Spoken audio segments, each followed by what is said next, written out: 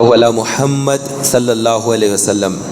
انسان دنیا میں ایک جگہ پر نہیں رہتا ہے بلکہ اکثر وہ پھرتے بھی رہتا ہے۔ بعض مسلمان وہ ہوتے ہیں جو سفر کی حالت میں ہوتے ہیں، تو وہ سفر کے بارے میں اتنا یاد رکھیں کہ جو بندہ ابو 92 کلومیٹر کی سفر کی حالت میں ہے تو وہ شرعی طور پر مسافر ہو گیا ہے، اور اگر 15 دن سے زائد اگر کسی جگہ پر جا کر ٹھہر جاتا ہے تو وہ اب مقیم ہو جاتا ہے۔ مقیم کا مطلب ہوتا ہے نیٹو ہو جانا، مقامی ہو جانا، لوکل ہو جانا، اس کو کیا کہتے ہیں؟ مقیم کہتے ہیں۔ مسافر کا مطلب جو بالکل ٹریولنگ کی حالت میں اس کو مسافر کہتے ہیں۔ تو مسافر ایک تو ہوتا ہے کہ آدمی 20 30 40 50 کلومیٹر کے لیے چلا گیا ہے، اور ایک وہ ہوتا ہے جو 100 150 1000 500 کلومیٹر کے لیے جاتا ہے۔ تو دونوں کے اندر سفر کی حالت میں جو بندہ مسافر کہلاتا ہے شرعی طور پر، وہ مسافر کون ہے؟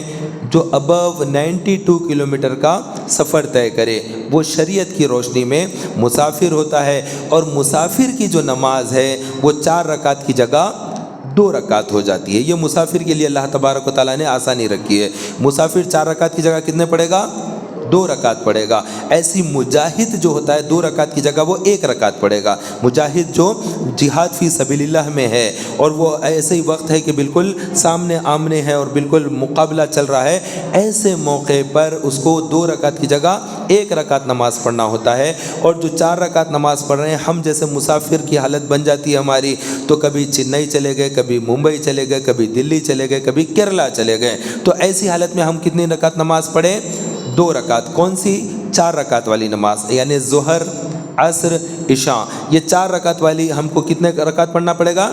2 رکعت پر سلام پھیر دیں۔ 4 رکعت پڑھیں گے تو گناہ گار ہوں گے، تو یہ 4 رکعت نہیں پڑھنا ہوتا ہے، اس کی جگہ 2 رکعت پڑھنا ہوتا ہے۔ لیکن جس مسجد میں جا کے پڑھ رہے ہیں، وہ مسجد میں اگر امام صاحب 4 رکعت پڑھا رہے ہیں، ہم ان کے پیچھے، ہم مسافر ان کے پیچھے پڑھ رہے ہیں، تو مکمل 4 رکعت پڑھیں گے۔ وہاں پر تو 2 رکعت کے اندر سلام پھیر کر تھوڑی ہٹ سکتے، وہ تو پوری 4 رکعت پڑھنا ہوتا ہے۔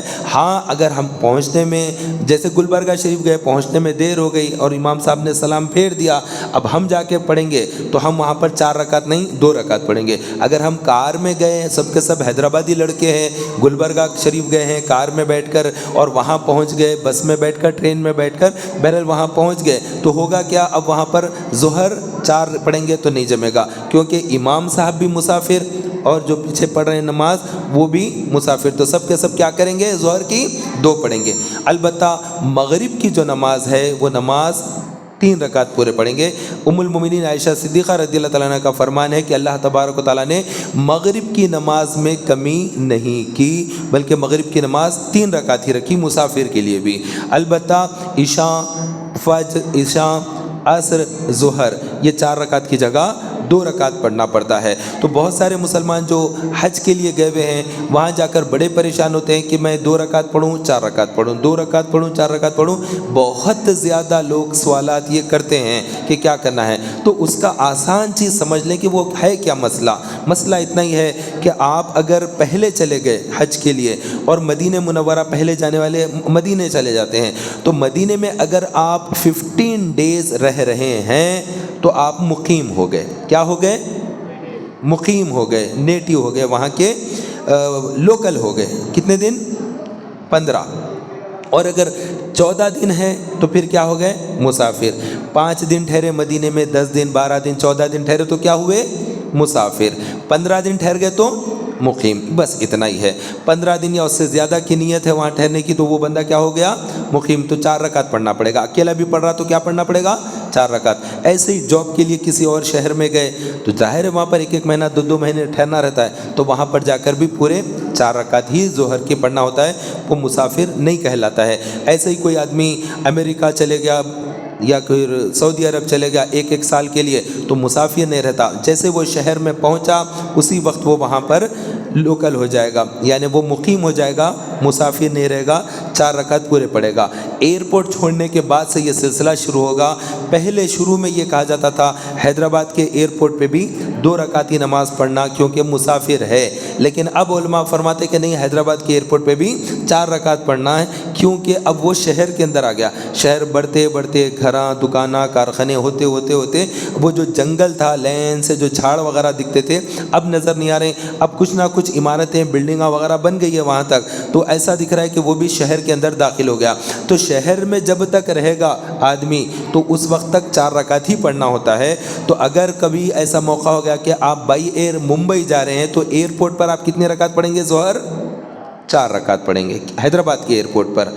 और इसके बाद जहाज़ निकल गया, रास्ते में असर की नमाज आ गई तो रकात कितने पढ़ेंगे? 2 रकात पढ़ेंगे।